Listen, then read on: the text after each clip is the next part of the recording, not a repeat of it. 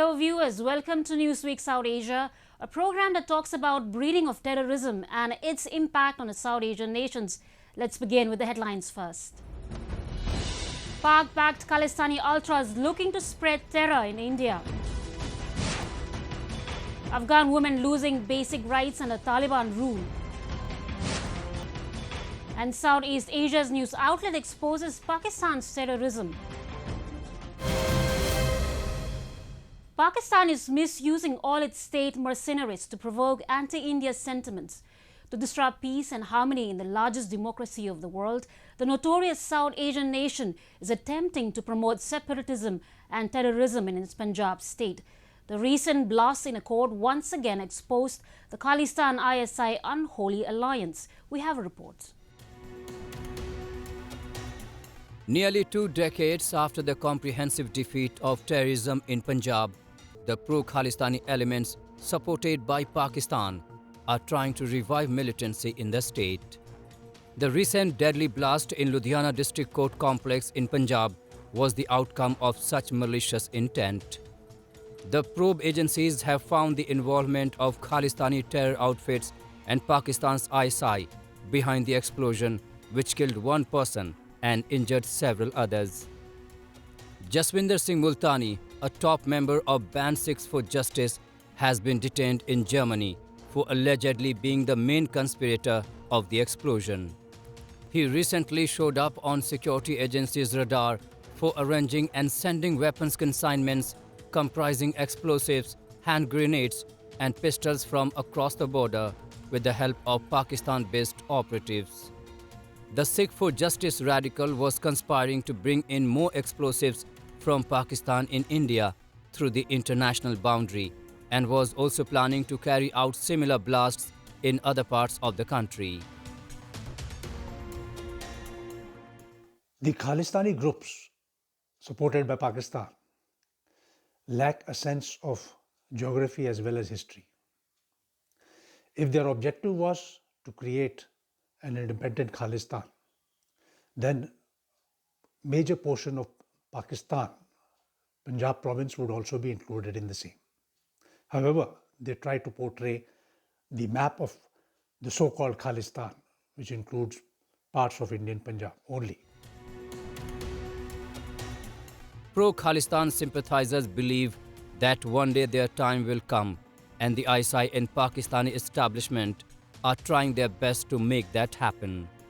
They are developing a network of sympathizers for undertaking targeted killings in Punjab.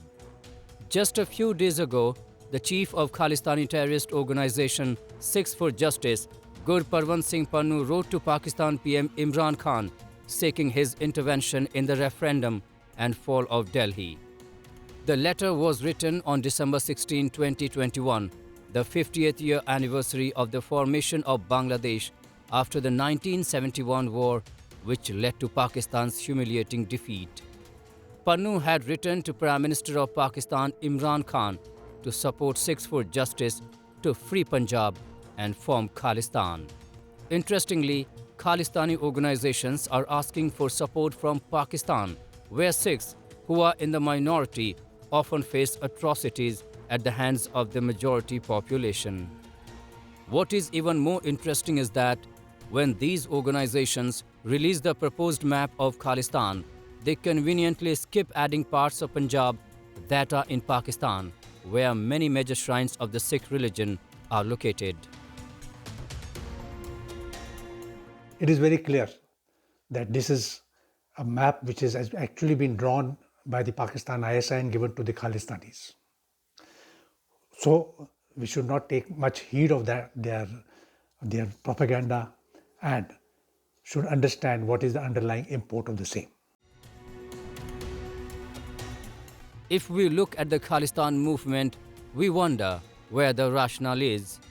Other than a motive of taking revenge, there is really no description anywhere of what kind of state Khalistan would be. There is only Pakistan, which has supported the movement since the very start. It is the need for revenge in Pakistani eyes for the 1971 war, which tore off what was then East Pakistan to turn it into Bangladesh, an independent country. The Islamic Republic is now cheering the Khalistan dream after the failed Kashmir project.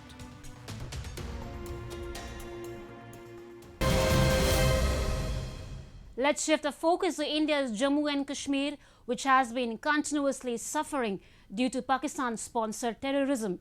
There are frequent infiltration attempts by terrorists from Pakistani side into Kashmir Valley with an aim to create fear psychosis among the people. However, the Indian security forces successfully managed to foil all devious agendas of Pakistan. Have a look. Rapid development and peace in Jammu and Kashmir has irritated Pakistan. It is now adopting vicious tactics to create instability and chaos in the Union territory by sponsoring terror groups. There have been frequent infiltration from across the border, but the Indian government has given free hand to its security forces to eliminate the infiltrators. The Indian security forces have successfully managed to bust various terror hideouts in Kashmir Valley and neutralized several terrorists. Recently, 2 terrorists belonging to Lashkar-e-Taiba outfit were killed in Shopian district. One of the terrorists involved in grenade firing and killing of civilians. Earlier, a terrorist belonging to an unknown outfit was also neutralized by the security forces in Anantnag district. कल evening में Shopian police को इत्तला मिली था कि शोपियन में जो मोहल्ला है चौगांव उसमें लश्कर-ए-तैयबा का 2 टेररिस्ट छिपा हुआ है। आर्मी पुलिस सीआरपी मिलकर कॉर्डन डाला। कॉर्डन डालने के बाद मिलिटेंट ने अंदर से फायर किया। फिर भी ऑपरेशन को हम लोग रोक दिए और सिविलियन को वेकेट किए। आज मॉर्निंग में फिर से इनकाउंटर रिज्यूम हुआ जिसमें लश्कर-ए-तैयबा का 2 टेररिस्ट मारा गया। Kashmir Valley has been witnessing a series of terrorist attacks in the past couple of months. There is a desperate attempt by Pakistan to create an atmosphere of fear and terror among the people that would hinder the economy and progress in the state. Experts believe that Pakistan is intentionally pushing terrorists into Kashmir Valley with an aim to keep the Kashmir on the boil. See, Pakistan wants to keep the Kashmir in the limelight, in the international arena and also within its own country. Now, I'll take up the reason for it to keep it in the limelight, which is firstly it's in own country, because right from 47 onwards, they have been saying whosoever ruled, whether it was General Yahya Khan or it was a civilian government, whosoever became the ruler over there, they always said that Kashmir banega Pakistan and we will take over Kashmir. If it does not come to us legally, we will take it by force. And this is what they have been feeding their population. Many Pakistan-based terror outfits are operating in Kashmir Valley.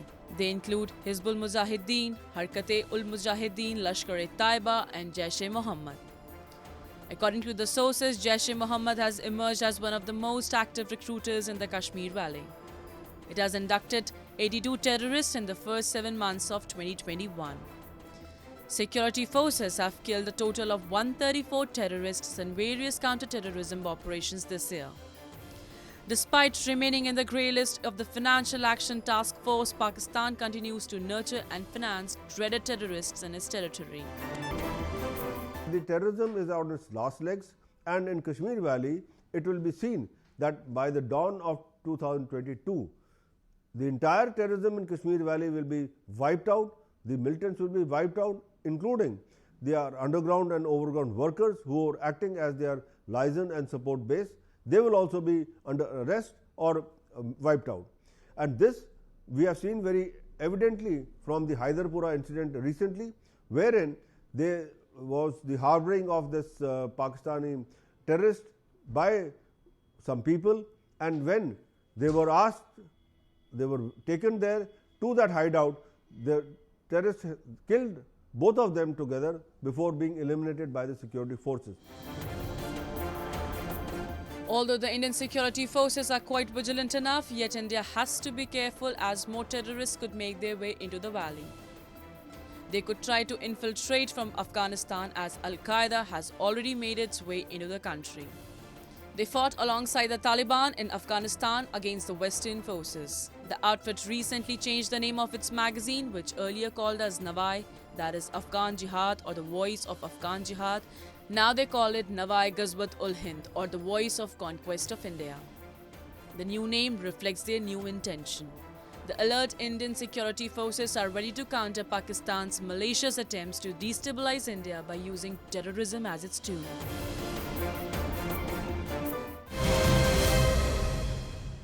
Pakistan has gained the international reputation of being the world's foremost exporter of terrorism. With the government's knowledge and the military support, terrorist organizations like Lashkar-e-Taiba and Jaish-e-Mohammed continue to operate and raise funds inside Pakistani territory. Just a few days ago, a US State Department report had exposed Pakistani's various inaction against various terrorist organizations. And now a Southeast Asia news outlet has reported that Pakistan continues being duplicitous on the use of terrorist groups as proxies in its geopolitical pursuits. A report. Pakistan sponsors terrorism, and it has been exposed by various international organizations and think tanks. This time, Singapore Post has unmasked Islamabad. The Southeast Asia's news outlet made the claim based on US country reports on Terror 2020 and said that multiple terrorist groups continue to operate from Pakistani soil. The report highlighted that Pakistan didn't take action against other known terrorists such as JeM Founder and UN designated terrorist Masood Azhar and 2008 Mumbai attack project manager Sajid Mir, both of whom are believed to remain free in Pakistan. The report cited several examples, including that of Masood Azhar writing a column, Manzil Ki Taraf, congratulating the Afghan Taliban for its Kabul takeover. Another incident was that of the release of Omar Shiekh, who has been accused of murdering Daniel Pearl in the year 2002. आतंक नाम लो, सबसे पहला मुल्क जो आता है वो पाकिस्तान आता है।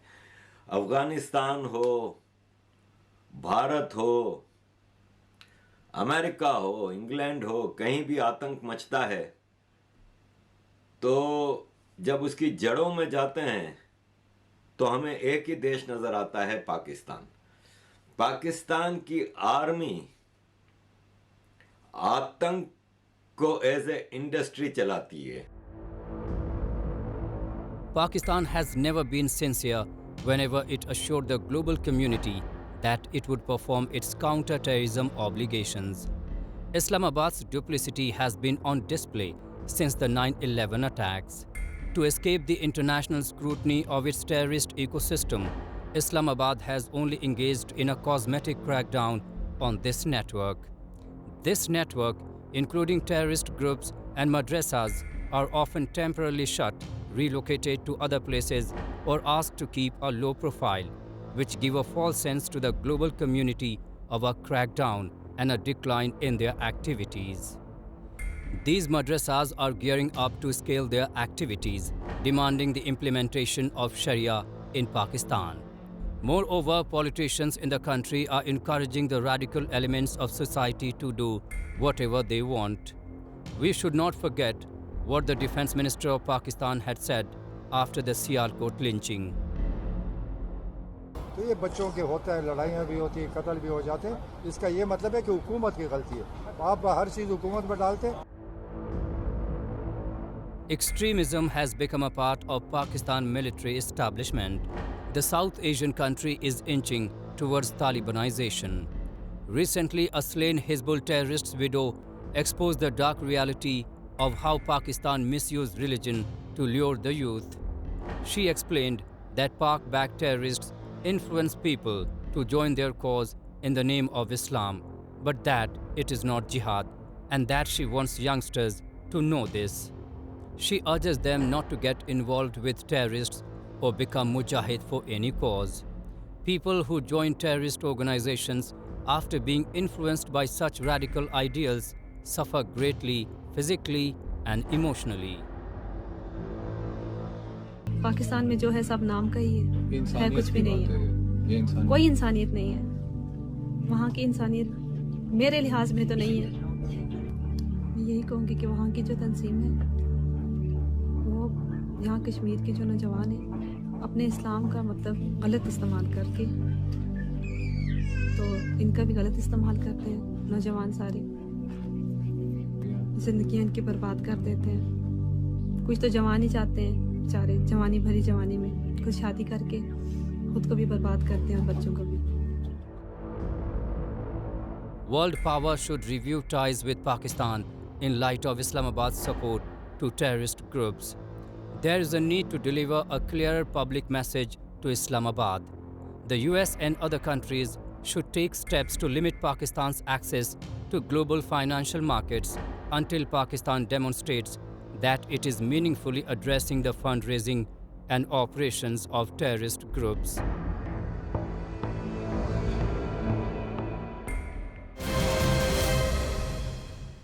Moving on to Afghanistan, where the Taliban so far has failed to live up to its promises of offering a more moderate and inclusive style of leadership. The rights and liberties of women are being snatched away. The group has not fulfilled the commitments regarding the education of girls and other rights for women. Afghan women feel afraid of the future and they are staging protests and demanding their voices to be heard, a report. Taliban dictate women to not enter in a vehicle without a man. What about the widows? Where can they find a man? There are several such questions emerging among the women in Afghanistan as they face strict restrictions by the Taliban. Afghan women recently took to the streets demanding equal rights after the Taliban imposed restrictions for the women. A crowd of women marched through the Afghan capital carrying banners and chanting slogans demanding equal rights. Around 30 women gathered near a mosque in Kabul and chanted slogans, "Why have you closed schools? And we want work, food and education." Taliban even restricted women to wear a hijab to cover their head and faces. همان قسمی که وزارت زنان را ما از دست دادیم و صدای ما را جامعه جهانی نشنید با ما هم صدا نشد. A few days back, the Taliban also put a ban on the broadcast of soap operas and movies featuring women. It even made it mandatory for female journalists to wear hijab. Afghan women say that the Taliban wants to eliminate them just like it abolished the Ministry of Women. Their fear is justified, as recently Afghanistan's education minister Abdul Baki Haqqani said that the Taliban regime is not against women education but opposes men and women studying together. The minister called for the end of co-education, saying that it goes against Islamic values. میگه باید بدون محرم داخل موتر نشیم. ما محرم از کجا کنیم؟ یک خانمی که بیوه‌ست هیچ محرم نداره، اون محرم از کجا کنیم؟ این قسم نمیشه، جریان نداره. ما به خاطر صدای خود بلند کردیم. ما زنای 20 سال پیش نیستیم، زنای تحصیل کرده هستیم که چوب نمیشیم در مقابل امارات. Taliban have yet again failed to give basic rights to the women in Afghanistan. There is a major disconnect between what they earlier said and what they're doing on the ground.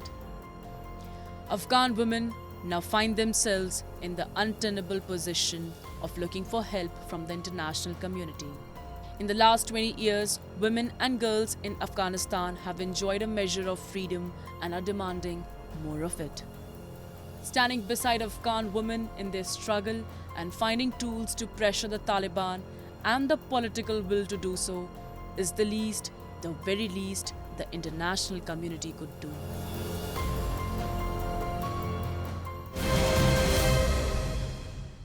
And with that, we come to the end of this edition of Newsweek South Asia. We will be back next week with more news, views and analysis from the subcontinent. Meanwhile, do keep writing to us at nwsa@nin.com. This is Kairim Zamek signing off on the behalf of the entire production team of Newsweek South Asia. Goodbye and take care.